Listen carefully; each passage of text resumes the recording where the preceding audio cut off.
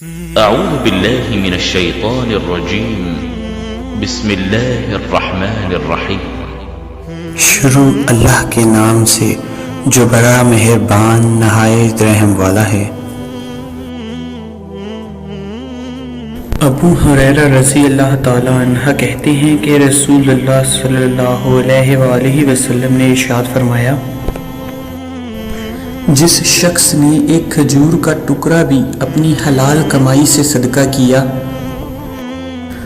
اور اللہ صرف حلال ہی قبول کرتا ہے تو اللہ اسے اپنے دائیں ہاتھ میں لے لیتا ہے، پھر وہ اس کو صدقہ دینے والے کے حق میں بڑھاتا رہتا ہے۔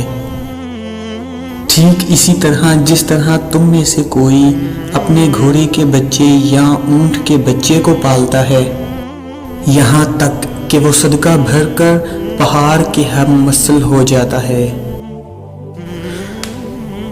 اللہ رب العزت سے دعا ہے کہ اللہ پاک ہمیں اپنی حلال کمائی سے صدقہ خیرات کرنے کی توفیق عطا فرمائے، آمین یا رب العالمین۔